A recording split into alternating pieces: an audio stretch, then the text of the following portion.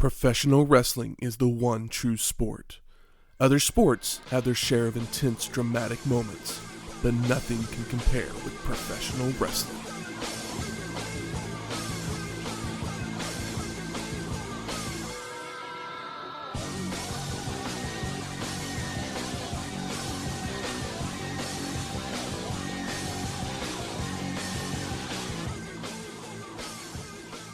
Welcome to Wrestling History X, where three friends come together to talk about the stories behind the matches.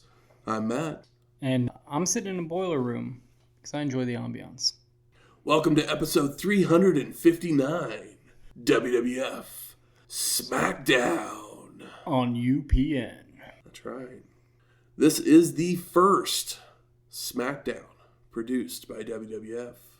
It would take place on April 27th, but aired on April 29th, 1999, from the New Haven Coliseum in New Haven, Connecticut, with a TV rating of 5.9. Pretty good. Thunder, the same night, had a 3.5, with a main event of DDP versus Bam Bam. Weird. That's a good main event for a Thunder. Yeah, and 3.3. I mean, they may have done that because they knew this was airing, but Thunder was on cable, correct? It was on TBS, while Nitro was on TNT. Yeah. All right. Yeah, because Smackdown, this was a huge deal, and this is just a special. They don't start the show up next week. No. It's a test, not basically. Until September-ish, I think, is the second episode. Yeah, but it's kind of like a pilot almost. But it's I remember this being a huge deal for me, and I had cable, but I can't imagine, considering how huge wrestling was at the moment, that this was for people and kids, that all their friends were watching Monday Night Raw and they didn't have cable, for this to be available to them. It was exciting time. But something that would happen right around the same time as this episode of SmackDown, a couple movies would hit theaters the next day. Entrapment. Saw it in the theater. And Idle Hands. Haven't seen it in the theater, but I've seen it more times than Entrapment. Go Entrapment. I saw it in the theater. I thought that it was awesome as a kid, but I don't remember anything except for the laser sequence at this point. That is the only sequence, and that Catherine Zeta-Jones was hot. Yeah. Other than that, I mean, sure, it had Sean Connery in it, but it's definitely not in Sean Connery's top 10 list of It's also, movies. Yeah, he doesn't have too many more after this either. No, he does not. Actually, it was his last romantic. Entrapment, I think everybody remembers it that saw it, that was alive when it came out, but that it has no legacy outside of the laser sequence. Correct. Idle Hands, on the other hand, probably didn't do too well in the theater. Didn't even remember seeing trailers for it. But this movie lived well on VHS and cable, and I think it still holds up as a fun, wacky horror comedy. Yeah. I think that it's fun and funny and stupid, and I would watch it tomorrow. No issue. It made $4 million at the theater. Ain't nobody seen it. Nobody saw it on a budget of $25. Yeah. Which, I mean, I don't think it's this weird masterpiece or anything. It's just it's a really great snapshot of the era in a fun and funny way. That Seth Green lead role? Maybe. He's not even the lead. It's Devin Sawa's the lead. Seth Green and the other guy and the chubbier guy are Eldon Henson. Yeah, they're like the friends that get turned into zombies. Also, this is Jessica Alba awakening a bunch of young men in one fell swoop. But the way that it handles just the weed, the way that it handles weed, the comedy, it's quaint. Rodman Flender was the director. I don't know who that is. He's done tons of TV stuff. He did a bunch of Dawson's Creek, I think. All right.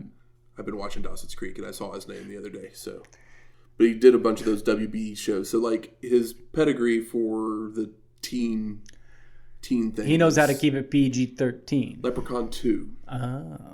That's the one. That's his big movie that he ever did. And this movie, I feel like, it's probably... Leprechaun's famous because it's more of a horror movie, and all horror movies have a fan. But I think Idle Hands is kind of fun. I've always found it to be really fun. Yeah. I've watched it within the last couple of years. And it's one of those... It also, since it did so poorly in the theater, it was quickly put on television and played a lot on like Comedy Central and other movie channels and stuff. So it was one of those ones, if it was on, that's how I discovered it, and I watched it if it was on because I thought that it was funny and interesting. Agreed. Idle Hands. I'd watch it before Entrapment. It's probably shorter and you're going to have more fun. I would probably want to watch Idle Hands before Entrapment, but both of them have beautiful women. Yeah, and I'm also more intrigued by Entrapment at this point because I already know that I enjoy Idle Hands and have seen it a lot of times. Where as Entrapment, as a kid, seeing it in a theater, I was like, oh, this is cool, but it's probably not very cool. Yeah, I probably haven't seen it since I saw it the one time back in 1999. But let's talk some WWF Smackdown. WWF Attitude package plays, followed by highlights from Backlash and Raw, where we see Shane accidentally hit The Rock at the pay-per-view, helping Austin retain the championship, leading to Rocky coming out the next night to say he has one problem: Shane McMahon. The corporation would come down to the ring and beat down The Rock, only for the Great One to challenge Shane to a match later on in the evening. And during that match, the Mean Street Posse would run out with Rocky hitting rock bottoms on all of them, when Triple H and Chyna would attack as well to help Shane gain the victory. Back to Backlash, we see Steph being kidnapped by the Undertaker in the limo, followed by Vince negotiating to get her back the next evening. Talk about documents. The Ministry would bring Stephanie to the ring, strapped to a cymbal and being married to the dead man, when Stone Cold would arrive to make the save, causing Vince to thank Austin for his help. He's doing favors. This is all a perfect way to keep Rock and Stone Cold apart for a little bit. Smart stuff. And Smackdown opening plays before Pyro goes off, with Michael Cole welcoming us to the show, joined by Jim Cornette for commentary. And the last time we saw Cornette was at King of the Ring 1998, episode 309. He's been working in the company, but he has not been on screen for quite a while. And here he is to be the Jerry Lawler to Michael Cole's Jim Ross. We get Vince and Stephanie McMahon making their way to the ring, surrounded by security. And they take a mic to thank all of those that have helped them, including Shamrock, Big Show, and Stone Cold. Asshole. Letting everyone know he is there tonight to regain control of his company. I love the asshole chants going on, and Vince pauses for a second and says, yes, I've been that. He's so good. Steph wants to thank them as well, before talking about being stripped and violated. Rough. Hoping the Undertaker burns in hell. But isn't that where he wants to go? Isn't he a leader of the dark arts? The corporation then comes out, with Shane wanting to know why Vince is there, wanting the ruthless tycoon back, and pissed off that he thanked Austin. Shane continues that as it relates to business, he doesn't give a rat's ass about his family, which causes Vince to look like he's about to strike his son, only for Triple H and Chyna to get in his face. Shane backs them up and threatens to slap the wrinkles out of Vince's face, telling them to leave as this is his show. Vince calls Shane a petulant little boy, but leaves to prevent any further issues, as Shane just keeps saying goodbye, adios, sayonara, etc., etc. Shane wants to get down to business as he has issues with The Rock and Stone Cold. And since they have problems with each other, let's team them up to face Any volunteers? Anybody? With Hunter, Chyna, and Big Bossman all raising their hands. And Triple H is selected, while McMahon keeps asking for volunteers. Are there any takers? When the Undertaker would appear on the Titantron. So funny when somebody appears on the Titantron. They're like, oh. They like they just have a cameraman with them at all times. And the dead man says that he isn't happy that Austin spoiled his sacrifice. So tonight he will act as judge, jury, and executioner. Our commentators then run down the matches we will see tonight, followed by seeing Jeff Jarrett and Debra walking backstage, looking for something. Before we get the Blue Blazer also running along, saying the WWF needs a hero, and he's here to give them one. The last time we saw the Blazer was at Raw, January 25th, 1999, episode 347. Yeah, it's funny that they took a break. A different skin tone. It's funny that they brought it back. Feels like that was a thing that just kind of happened and no one cared, and here it is again. The thing I noticed was Shane is kind of just doing The Rock. Yeah. In his delivery. It's still good, but it is very much like he's just doing The Rock. But in his own voice, but still. I mean, and it is good. If you're going to steal from the best. Steal from the best, yeah. Yeah. Just a thing I probably wouldn't have noticed as a 6th grader or 7th grader or whatever. We go to our first match. Venis versus Jeff Jarrett with Debra. And we get footage from last Monday's Raw where Nicole Bass walks out during a Venis match, getting in the way of Debra flirting with the former porn star. And Val takes the mic to invite all the ladies to invest in the Big Valboski's mutual fund. It's always up more than it's down. And I can guarantee you there will never be an early withdrawal. Pretty good. It was decent. Pretty good. I mean, he started strong. There's been some pretty weak ones. Maybe the best in a little while. And Cole lets us know that Owen Hart was supposed to be the opponent for Venis tonight, followed by footage of Val and Debra flirting with each other. Double J then has the mic to say he doesn't know where Owen is, and that pisses him off. But you can consider me his replacement. And all of a sudden the Blue Blazer runs down and tackles Venis from behind, hitting a back body drop, a body slam, and heading up top for a missile dropkick. Blazer hammers away in a corner, only for Val to reverse a whip, but he misses a running elbow, leading to back and forth action until Venis can regain control with a pair of corner clotheslines and a back elbow. Val with a stalling suplex, and he heads up top for a flying elbow drop, when Debra climbs up on the apron, so Venis starts grinding for her. And this allows Blue Blazer to recover and goes for a clothesline, which is ducked, as Val nails a Northern Lights suplex, only for Jarrett to run in and kick the Big Valboski, as the ref is still distracted by Debra. Blazer then rolls on top for the pin and the win. Post-match, Nicole Bass comes down to the ring, which sends Venis running to the back, with her in pursuit. Yeah, the joke being that she's a big beefy lady and he doesn't find her attractive, so he's running away. It's a love triangle. Yep. With no one really in love with anybody. I mean, Nicole likes Val. Val likes Debra. Mm-hmm. Debra likes flirting with everyone. So. Yeah. The Godfather, with hose, then comes out and charges the ring. He won a match versus Double J on Raw, which was supposed to force Debra to become a hoe. So that's the reason why he's running out here.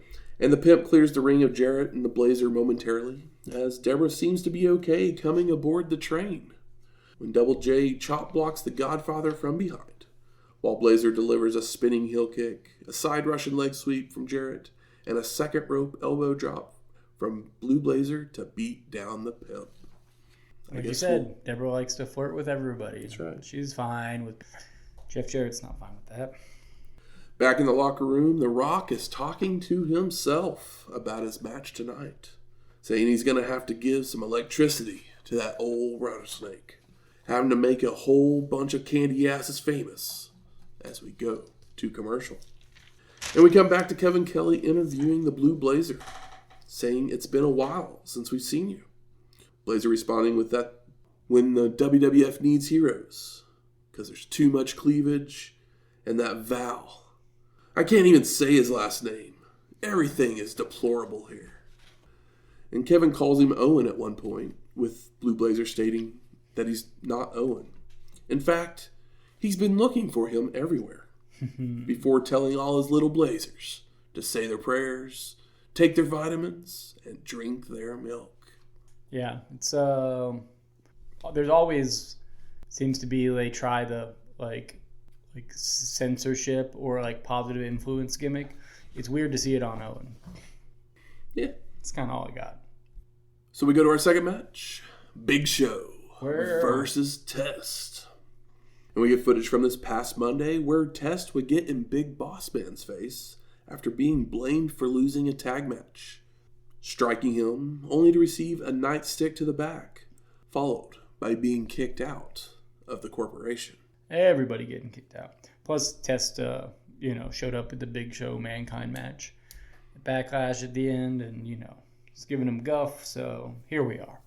And Test lays it in to begin as Bossman makes his way to ringside. The Show sends his opponent to the ropes and nails a dropkick before picking up Test to deliver a chokeslam for the pin and the win. I don't know if it's the first time we've heard it, but I feel like it might be the first time we've heard the it's the Big Show song. And what a great and memorable song, and what a great place to debut it as it's the first Smackdown. Post-match, Big Bossman jumps in the ring, swinging his nightstick around, but bails when Big Show looks to confront him.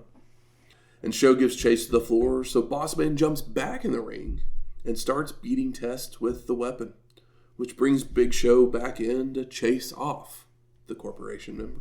Well, Benny Hill. The Rock then comes out to the ring and takes a mic, calling Shane and Triple H monkey asses, saying they've checked into the Smackdown hotel before talking that he and Austin are not friends.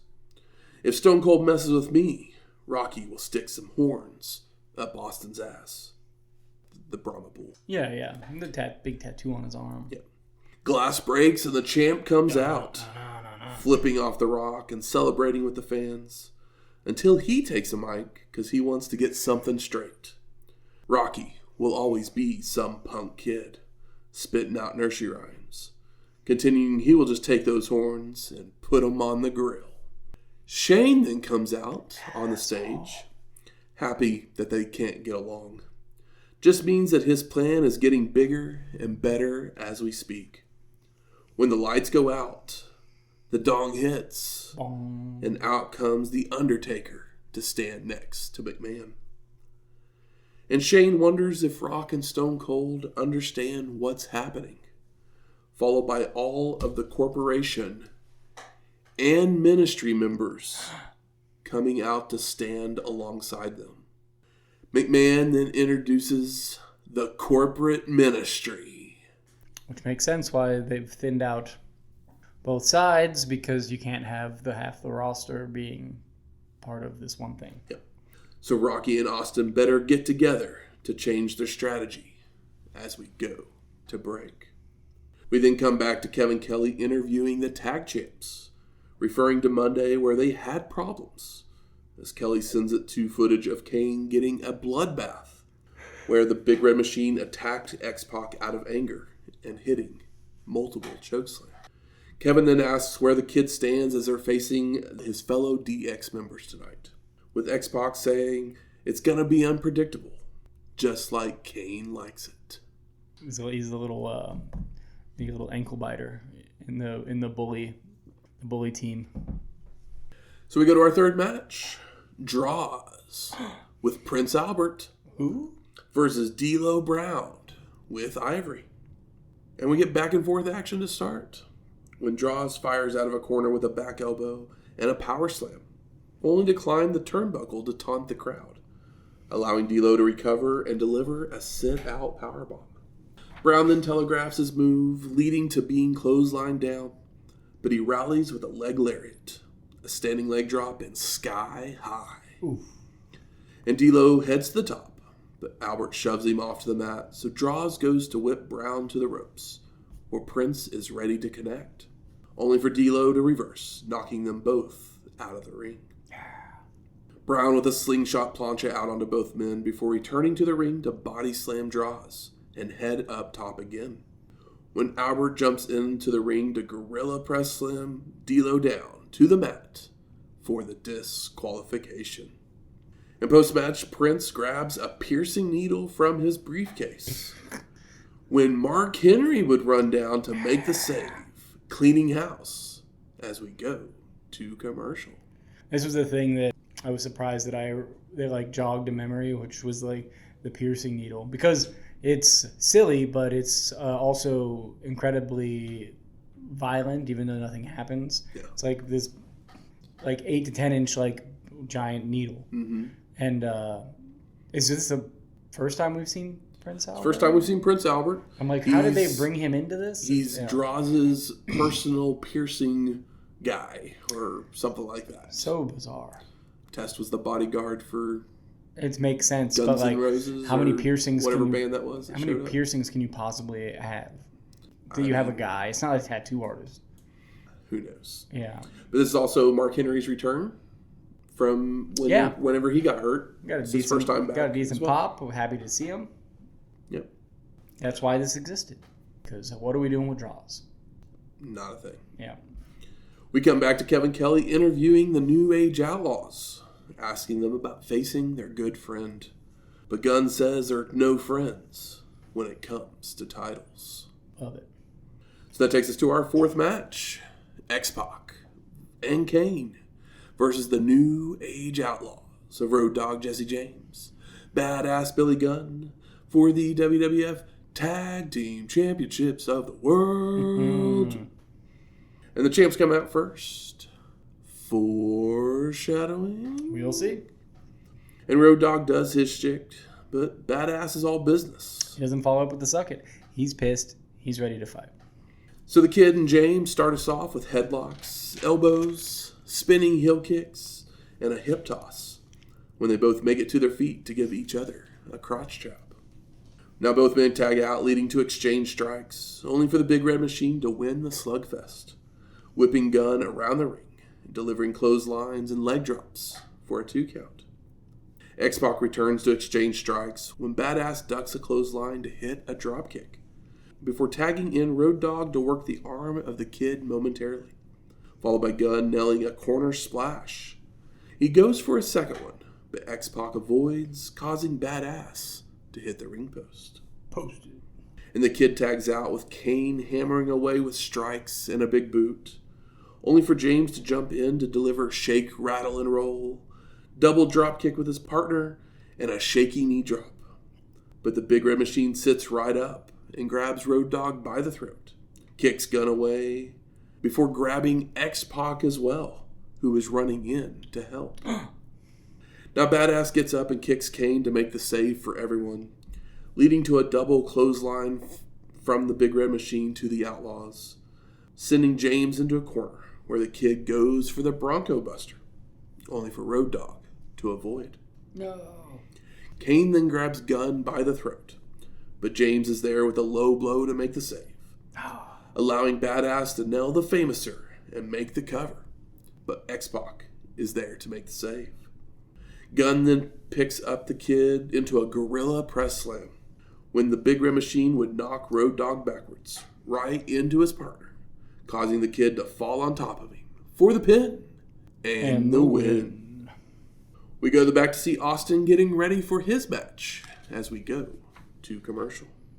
Coming back to a replay of what we just watched before we get Badass whining in the back about losing and arguing with James. Yeah, I did love how that match turned out, even though it was kind of simple. It was about getting the story over, the X-Pac Kane not being basically dysfunctional. Yeah, the dysfunctionality on both sides. And there's a lot of replay here, but there's a whole lot of new eyeballs, and I think that they have done a really good job considering how we've talked about how convoluted the product kind of has been, and then the way they're presenting it here tonight. Yep.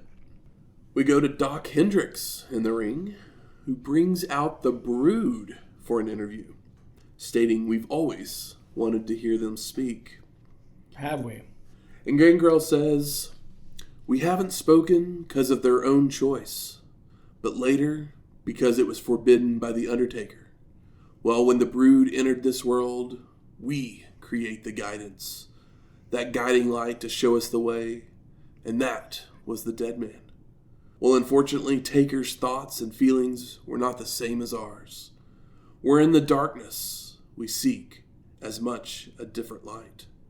We live our collective lifestyles for who we are and what we believe in. This search for the mystery of life in the hereafter and the power is what we seek that is within all of us. We just have to release it. Hendricks states that some say they don't understand the Brood's lifestyles and they're off the charts, which Christian's like, I ain't responding to that. But Edge grabs the mic to say, they will understand. Understanding is just a matter of time. The power lies within us, and it's up to us to find it. We are who we are, the unholy trio, and we will become what we will become. For those who believe will follow. For those who don't will merely exist. So, Doc, I suggest you beware. Take care, because the freaks come out at night. Cue the Houdini. Freaks come out at night. Freaks come out at night. Good song. Gangrel, this might be phonetic. I don't know if he's ever spoke before. It is like the worst shit. The worst. Number one, it's like a whole bunch of words that are nonsensical. It was and then salad. his delivery is really, really bad. And was it Edge or Christian? Edge's delivery was better. Yeah, but it's not great, but it only just shows how much worse Gangrel's was. Yeah. And it's like, brother. And Hendricks doesn't know what they're smoking, but it's just a gimmick, and you're trying to get attention. When the Vampire Warrior takes the mic, a gimmick, Doc? Is that what you think? Well, we don't care what you think. We know who we are and what we're capable of. You seem to be the one that's confused, Michael. What a burn. And the lights go out, and the Brood attacks Hendricks. And he's covered in blood. Why did you let these guys talk that much? They could have been more cryptic, said less, still attacked him.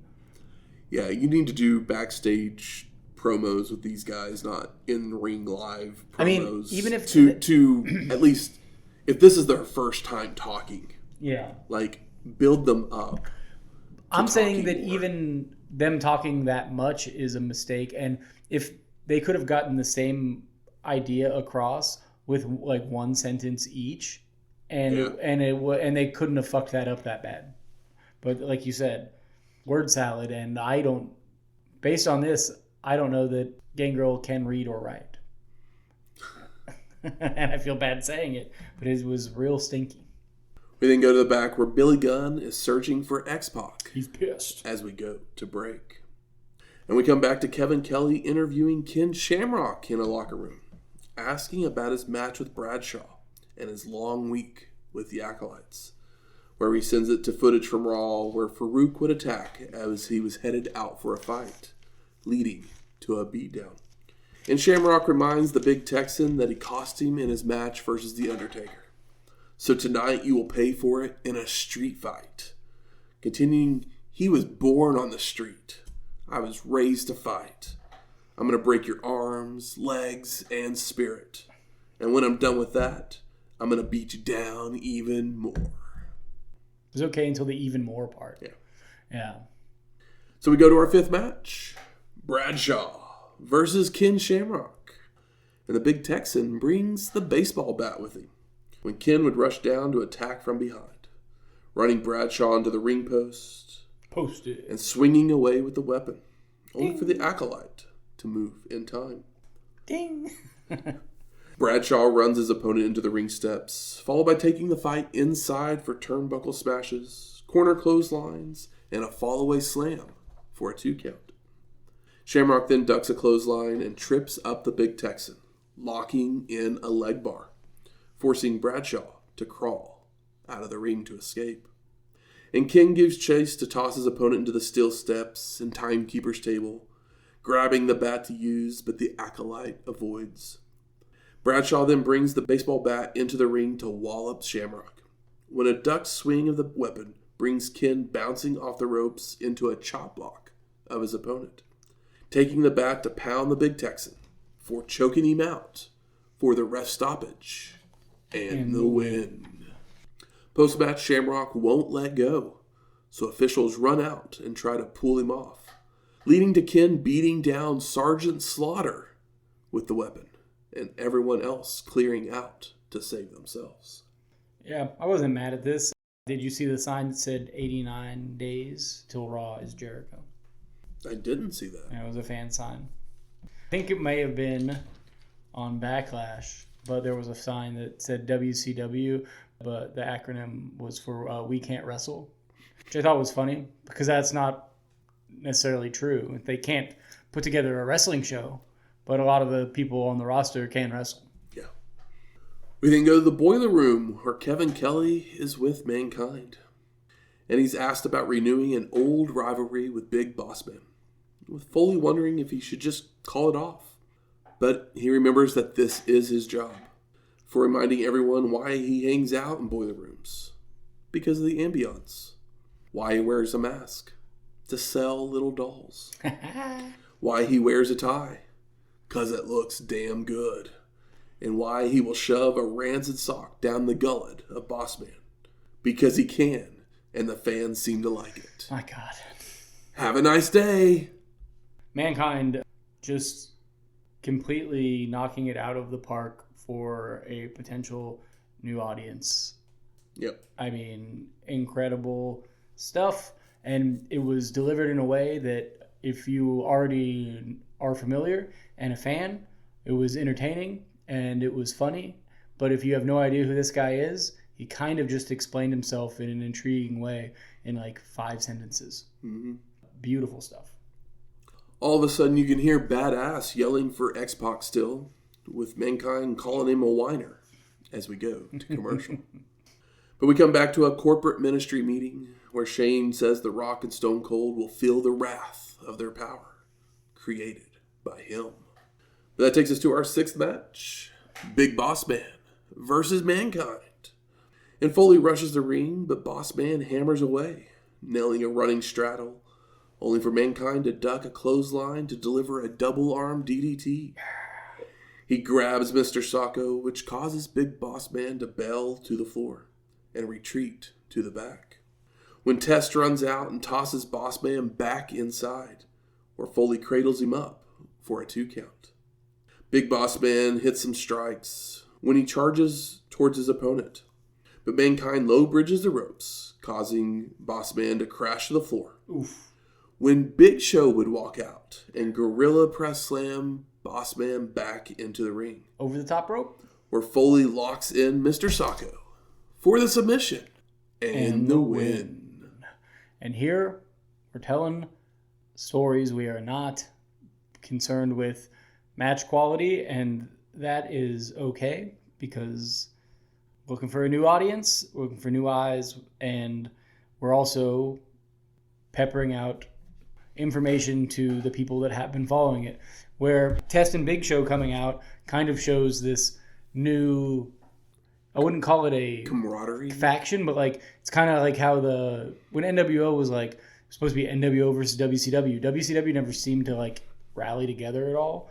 But here we have like these 2 big factions. Maybe a union? Yeah, that are both heels and in being the corporation and the ministry, and now they're married together, and all these people have been shoved aside or taken advantage of, and Test and Big Show have had enough of it, and Mick Foley's kind of the first guy to get the short straw months back, so yeah, it's all just, it works, there's logic to it. It might be a lot, but they're doing a good job of streamlining it. Gunn finally finds X-Pac, tackling him as we go to break.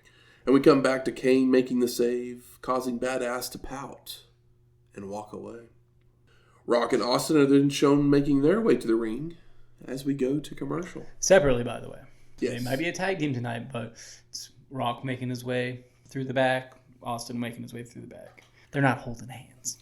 But we come back to our 7th match, the corporate ministry of Triple H and Undertaker, with Chyna, the Mean Street Posse of Pete Gas and Rodney, Paul Bearer and Shane McMahon, versus The Rock and Stone Cold Steve Austin.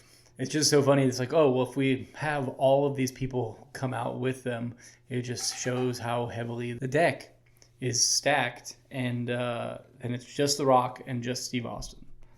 So the ministry attacks Rocky before his partner comes out. So when Stone Cold makes that out there, Hunter goes after him on the rampway, only to be tossed into the ring post. Posted. While inside, the dead man runs into a back elbow, but answers back, causing The Rock to roll out. And Austin jumps in the ring to brawl with Taker, hitting a Thez press and an elbow drop for a 2 count, as we settle into a match with Triple H stomping away on Stone Cold. Back and forth action when Hunter nails a leaping knee, body slam, and a running knee drop, which Austin avoids, leading to a telegraphed move with Triple H delivering a facebuster for a near fall.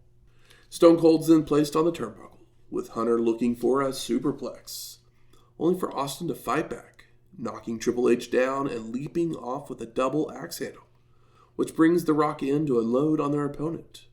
But a rake of the eyes puts the corporate ministry back in control. Undertaker enters only for Rocky to hit a clothesline, but he telegraphs his move, allowing the dead man to nail a DDT for a 2 count.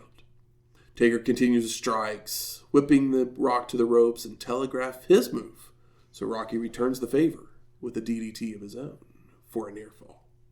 Exchange strikes, another whip to the ropes with both men trying for clotheslines for the double KO, leaving both men down momentarily. As the fans chant for Rocky, Rocky.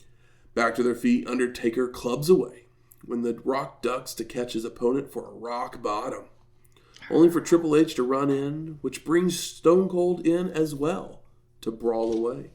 And the rest of the corporate ministry runs out to beat down Austin and Rocky, which causes the ref to call for the bell and the disqualification. Ding, ding. Post-match, Shamrock, Test, and Big Show all arrive to clear the ring, as our 4 main competitors continue to fight, with everyone else leaving to the back, where we see The Rock clothesline Hunter to the floor, and Austin is dropped by a big boot from the dead man. Triple H and Rocky take the fight into the crowd, while Taker goes for a tombstone to Stone Cold, only for him to wiggle free and go for his finisher, but Undertaker blocks to nail a chokeslam. Now Shane's on the outside with a chair when Vince runs down to grab it away, My gosh. only for Shane to toss it into the ring, leaving both McMahons to slug it out, with Vince knocking his son out. The drama here. All in the face. It's so good. Mr. McMahon climbs in the ring to prevent the dead man from using the weapon, but instead just gets the chair shot instead. I mean, unprotected, the sound is disgusting, horrific stuff. Allowing Austin to recover to nail a stunner when Taker turns around.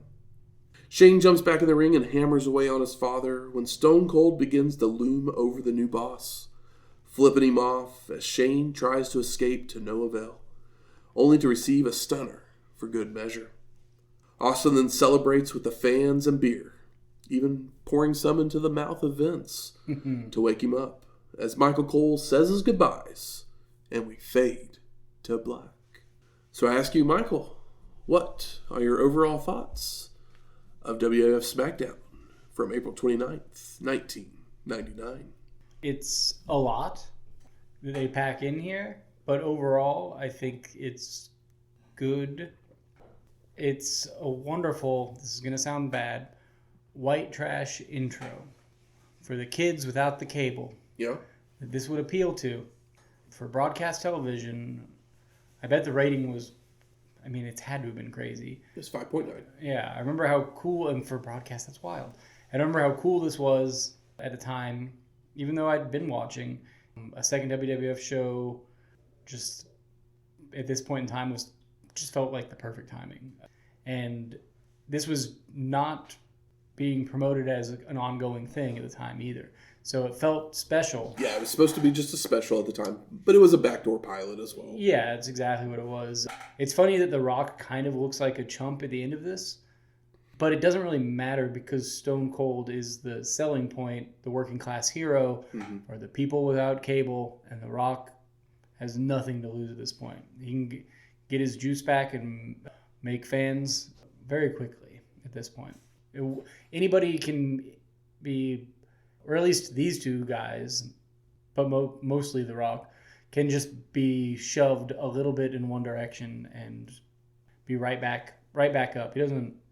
He essentially is untouchable here. He can't take a loss at this point.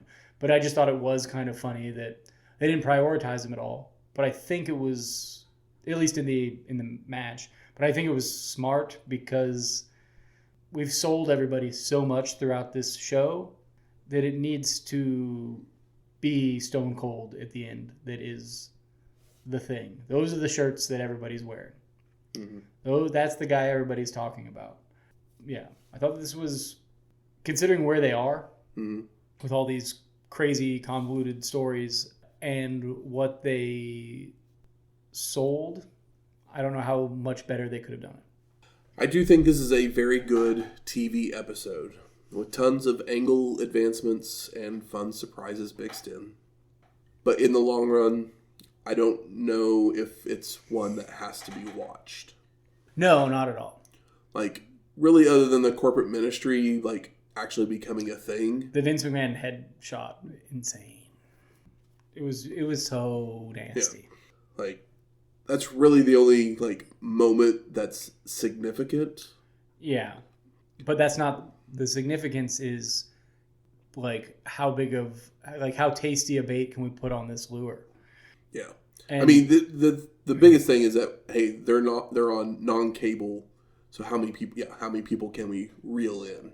Yeah. And I think that, like I said, if I were them, or if I were to assess it at this point in time, they did the best, I think, about the best they could have, considering how twisted the soap opera is at this point. Mm-hmm.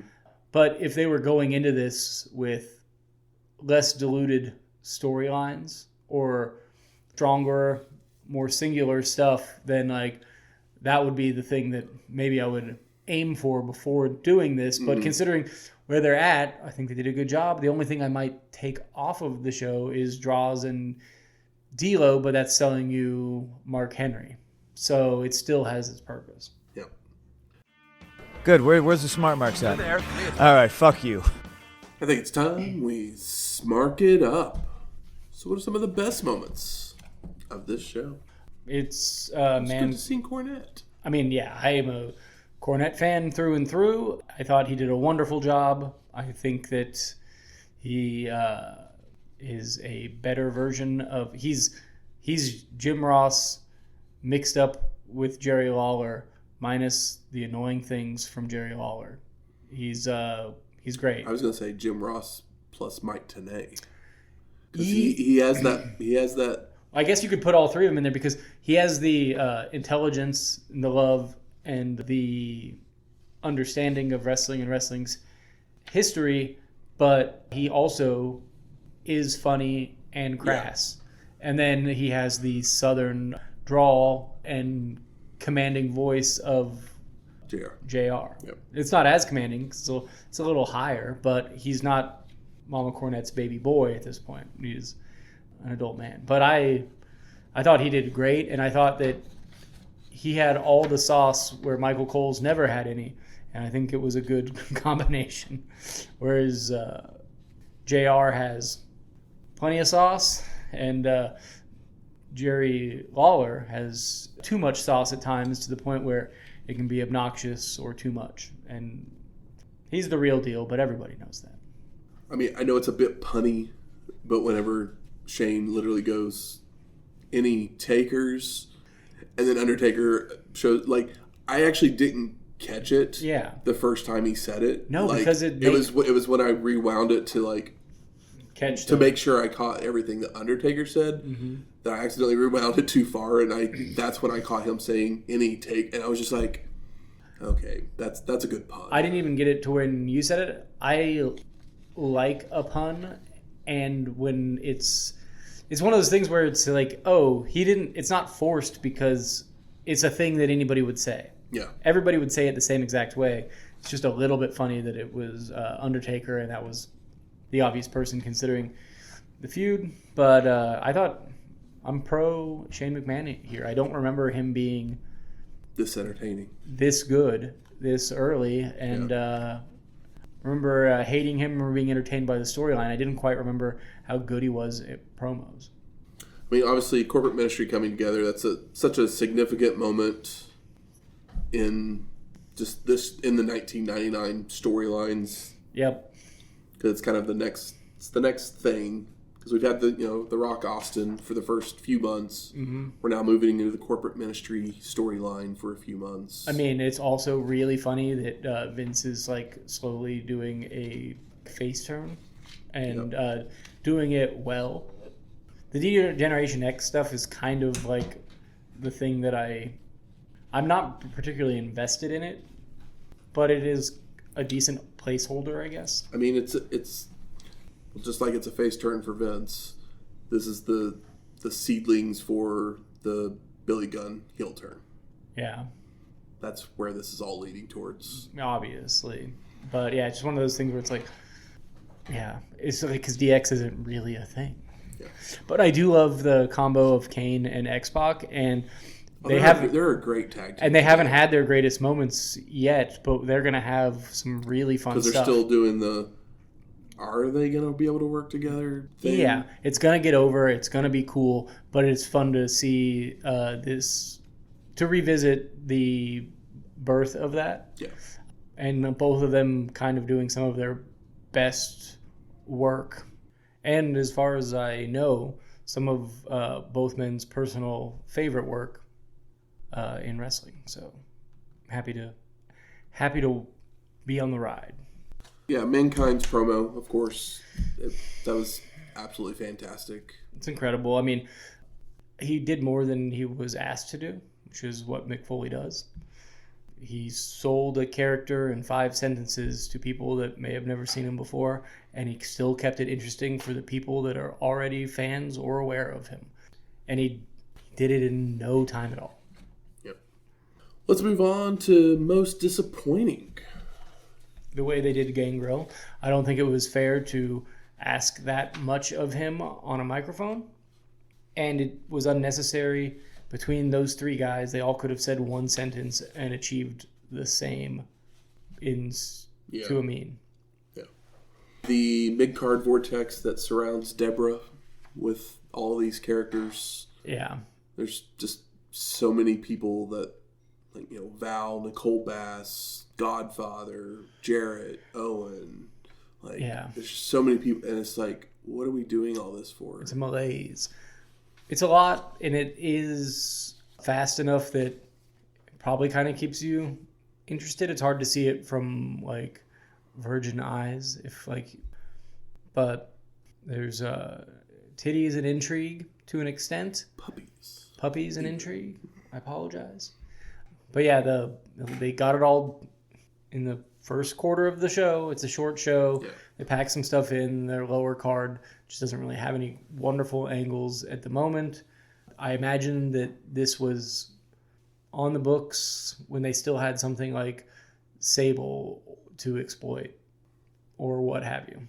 So, obviously the most disappointing thing, and we'll talk more about it here in a couple weeks, but this is the last appearance of Owen Hart. Yeah, total shame. He never should have been booked this way. And seeing him booked this way just reminds you of, like, oh, him and Coco Beware, and being like, who the fuck is this guy? It's like, oh, that's Bret Hart's little brother. And then resurrecting Yokozuna's career. Yeah, and some of the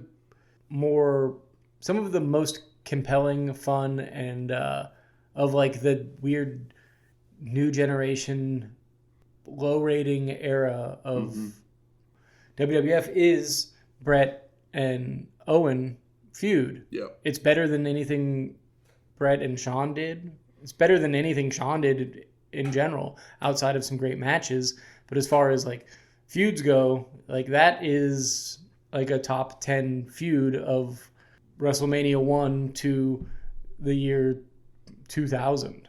Yeah. Like it's at least in the top 10 and potentially in the top 5 because of how great Owen is as a shithead. Yeah. So to see him be the positive guy, I guess it could be funny, but it's not. Yeah. It's just a waste. We could talk about it for hours. Yeah. Let's move to Best Performer. I mean, I loved Mankind with his promo. Great. I know, wrestling-wise, I don't know if there's anybody on this show that just, like, stands out completely. Everybody did, like, completed the assignment. Yeah. I think that as far as going above and beyond, Mick Foley with his economy of words and explaining his character while still keeping it interesting to people who already know who he is basically borderline genius. I think that Jim Cornette knocked it out of the park. Yeah. And honestly, I know it's a whole lot more work, but I would have had no issue with SmackDown having Jim Cornette on the microphone when it gets picked up and becomes a live television show, because we're not there yet. The other one, and maybe the one I'll give it to, is Shane McMahon. Never remembered how good he was at this so quickly. Yeah. And he is the kind of the linchpin of the show. I mean, yeah. So like, I might just everything kind of revolves around him on the show. And I have zero complaints, and it's a whole lot to ask of somebody that young and inexperienced, but it's in his blood, and yeah, he made zero mistakes. Absolutely. And most surprising on the episode? That they put Droz on the show. I mean, Prince Albert showing up for the first time was a bit of a surprise. That's definitely the biggest surprise. Because, like, I never remembered how he came in, so that he just kind of was here now, I was like, oh, okay. Weird. Cool. Another question. Mm-hmm. Prince Albert comes out. He's got a bunch of shit in his face. Did you know the joke of his name at the time? At the time, I might not have. I don't think I did. But I feel like I probably got it pretty quickly. Cause, right after. Someone probably told me what it was or whatever. Yeah. I know it was probably like less than 6 months before I knew that. But very funny and stupid. Yeah. Don't pierce your penis, kids. Or adults. But mostly kids.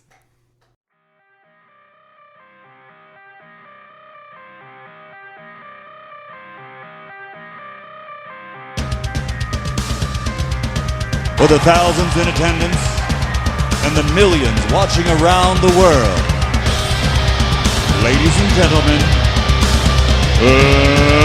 let's get ready to rumble!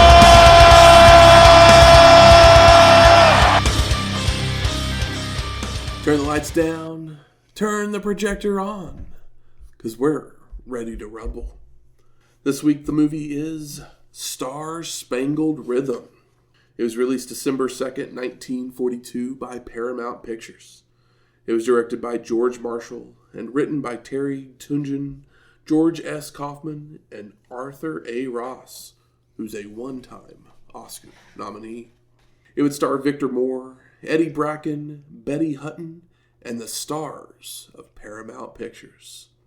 And the plot was Pop, a security guard at Paramount, has told his son that he's the head of the studio. When his son arrives in Hollywood on shore leave with his buddies, Pop enlists the aid of the studio's dizzy switchboard operator in pulling off the charade. Things get more complicated when Pop agrees to put together a show for the Navy, starring Paramount's top contract players. Is this a musical? Yes. Ish. I was going to say, it kind of has to be. That is a musical premise. This movie was nominated for Best Score and Best Original Song for That Old Black Magic. Do I know that song? Probably if you heard it, you would be like, oh, okay, that song. All right. Bob Hope, Bing Crosby, Fred McMurray, and Veronica Lake are a few of the Paramount stars that appear. So yeah, we have a premise. How can we get everybody to do a cameo in hopes that people come and see it? I mean, this is very much these kind of. There was tons of these kinds of movies back in the day when each studio had their set stars that they had on contract. This is a dry run for It's a Mad, Mad, Mad, Mad World or Towering Inferno type of thing. Yeah. Which those movies are definitely more talked about because they're more recent and easier to find. Reviews and ratings for this one, IMDb has it at a 6.6, Letterboxd at a 3.0. And I found this review from Bosley Crowther from the New York Times, written in 1942. All right. That quaint old Paramount custom of producing an annual all-star variety show has been hopefully revived with new vigor and a few new faces. I mean, it's a pretty decent premise.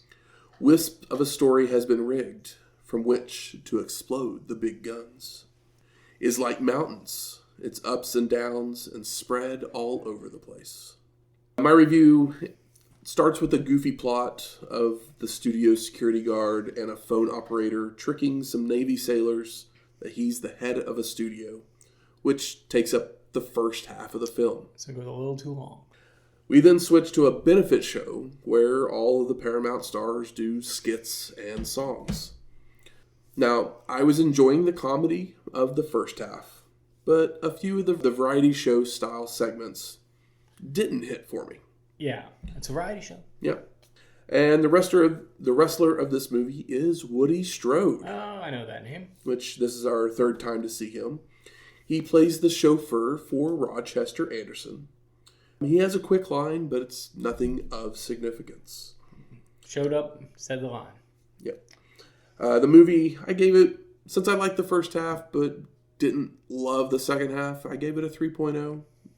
Literally, it kind of comes down to how much of the variety show stuff you enjoy, if you're going to like this film. Because it's a gimmick film. Yeah. The wrestler performance, I gave it a 3.0 as well. Once again, nothing of significance was really done. He did his job. Is your favorite segment of the variety section of the film the performance of That Old Black Magic? Probably definitely up there.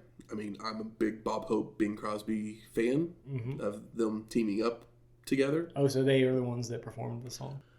God, it's been a minute since I've watched the movie. It's okay. It's okay. I don't remember. I'm pretty sure it's them together, or it's at least Bing Crosby singing it. Yeah, I'm pretty sure. I'm just intrigued by the premise and the way that it's so lopsided. It's obviously a gimmick, but I'm interested in the I do feel like it probably would have been more successful if like the variety show stuff was like being worked on. Oh yeah. During the first half or the second act, and then like this thing, and then the last little part was just like the big hitters of the variety show stuff, and instead of just it literally feels like two different films. Yeah. It's a setup for the thing that we sold you, which is everybody does something that you already like. Yeah. This movie sounds interesting at all. It's another one that it's out there on DVDs someplace. I had to go through my interlibrary loan to find it. But you can probably watch that Old Black Magic section on YouTube. Probably. Which might be the thing that is the biggest takeaway from this film. I mean, I do know that song did go number 1 on the Billboard charts back in 1942, so it's a popular song. Next week, Slamboree 1999. Will it stink? We'll find out. Will we have a new champion again? We'll find out. Can we even say things like justice for Sting? Probably not. Absolutely not. All we can do is bet on DDP. Hopefully. Yep. Music from this week's show is Everybody on the Ground by Jim Johnston. That's the Smackdown theme song. Yeah, I don't remember it being memorable at all. I was like, oh, what's the Smackdown theme? And then Maybe they might have a different one. As soon as they played it, I was like, oh yeah, I remember this song, Yeah. but it's not like one that, if I didn't hear it in the context of watching SmackDown, it would just be some random song. Yeah, it's not as memorable as the Raw song, Yeah. where like you hear the Raw song and be like, okay, that's WWF Raw. I got you. And Stone Cold made the pin, or I guess he stood tall, because I guess it was a DQ finish. Stone Cold Steve Austin saw us off. That's right. With beers, and I love that he just poured beer on Vince's face to wake him up. It wasn't quite a full handshake or a thank you, but it was the best that he could do and still stay true to himself.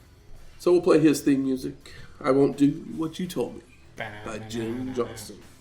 And if you like this episode or any of our others, please go out there and rate and review us on iTunes, Spotify, YouTube, or wherever you find your podcasts at. Make sure you're leaving those comments, those ratings and reviews on iTunes or YouTube. Apple Podcasts or whatever it's called now. Yeah. You know what I mean when I say iTunes. I saw a YouTube comment that was half nice, half mean, and I appreciated it. Was it the, hey, great show, but add images and... No, it was one that was like, I don't really like the format, but you really got something going here. Maybe you'll figure it out. Oh, the same guy sent the other message. I'm just saying, hey, buddy, That's I appreciate it. That's what he means by format. Is he wants us to add either video and images. And yeah, we just put it up there. it's an audio podcast, bro. We're never going to do it. All podcasts should only be audio. Go to Netflix if you want to watch video. There's no reason for podcasts to have video. For the most part, Kill Tony is a television show, not a podcast. Like, podcast is an audio format. And I'm not being rude. I'm just saying. We've gotten out of hand. Yes.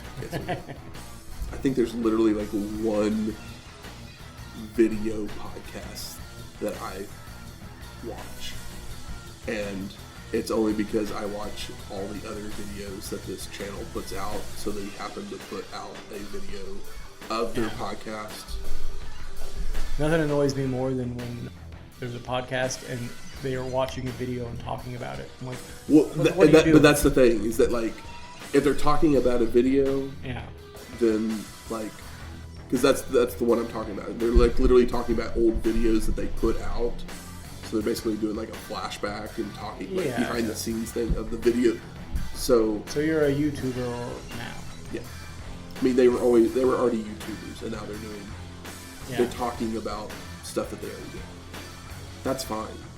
We can't show the clips. I can't show you any clips because WWF would just take them. Like, I already have to hope that the music doesn't get us taken down. And we're just chubby white guys talking about wrestling. Ain't nothing going to be visually interesting, and we're not going to spend the money to make it visually interesting. No. So listen up, brother. It's free. We do this in person, so we'd have to have like actual cameras and not just our phone, like our cameras on our computers or whatever. And all the editing. Matt already does too much for this. He's a saint. But thank you for the comment, and leave a mean one if you thought we were rude. Or you can email it to us along with other questions, comments, and concerns, or recipes if you want to. We're going to St. Louis next week. But you can send those to WrestlingHistoryX@gmail.com, or find us on X at WrestlingHistoX. That's WrestlingHistoX. X. We'll talk to you next week. Later.